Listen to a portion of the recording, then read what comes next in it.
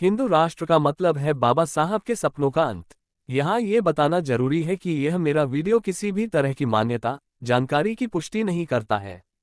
किसी भी जानकारी या मान्यता को अमल में लाने से पहले संबंधित विशेषज्ञ से सलाह ले। अनुसूचित जाति, अनुसूचित जनजाति, अन्य पिछड़ा वर्ग राजनीति। भारत वर्तमान परिदृश्य में अंबेडकर के सपनों को हकीकत में बदलना एक बड़ी चुनौती है, क्योंकि वर्चस्ववादी ताकतें संविधान को दरकिनार कर हिंदू राष्ट्र बनाने की कोशिश कर रही हैं।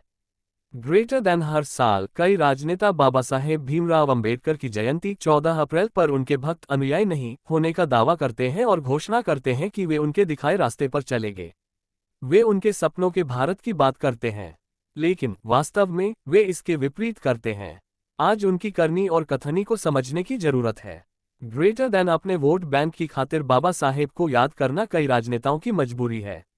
दरअसल आम जनता, खासकर वंचित वर्ग को गुमराह करने के लिए वे बाबा साहब के आदर्शों पर विश्वास करने का दिखावा करते हैं, लेकिन यह मंशा सिर्फ हिंदू राष्ट्र बनाने तक ही सीमित रहती है। दूसरी ओर बाबा साहेब ने हिंदू राज के बारे में यही कहा था, यदि हिंदू राज वास्तविकता बन जाता है तो यह निस्संदेह इस देश का सबसे बड़ा दुर्भाग्य होगा। हिंदू कुछ भी कहें, हिंदू धर्म स्वतंत्रता, समानता और भाईचारे के लिए खतरा है। ये लोकतंत्र के साथ असंगत है। किसी भी कीमत पर हिंदू राज को स्थापित होने से रोका जाना चाहिए। Doctor B.R. Ambedkar, thoughts on Pakistan, writings and speeches, खंड 8, पृष्ठ 358। बाबा साहब ने अपने समय में जो चिंताएं व्यक्त की थीं, वे आज भी प्रासंगिक हैं। फॉरवर्ड प्रेस हिंदी के पूर्व संपादक डॉक्टर सिद्धार्थ अपने एक लेख में कहते हैं, अंबेडकर के लिए हिंदू राष्ट्र का सीधा अर्थ द्विज वर्चस्व यानी ब्राह्मणवाद की स्थापना था, यानी हिंदुओं का वर्चस्व मुसलमानों तक सीमित नहीं था केवल, लेकिन उनके हिंदू राष्ट्र का मतलब दलित, ओबीसी और महिलाएं भी था।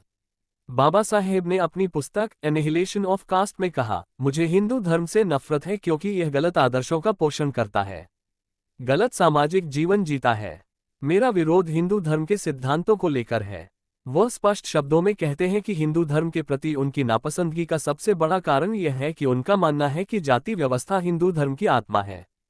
सिखों, मुसलमानों और ईसाइयों में भी जाति का जहर फैलाया गया है।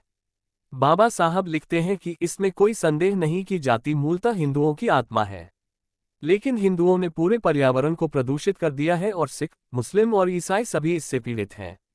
बाद में उन्होंने ये भी कहा कि हिंदू धर्म में जन्म लेना मेरे वश में नहीं है, लेकिन मैं हिंदू धर्म में मरूंगा नहीं।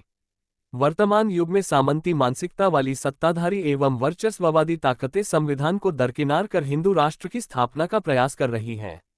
इस एजेंडे के तहत वे स्कूली पाठ्य पुस्तकों से मुगल साम्राज्य को हटा रहे हैं।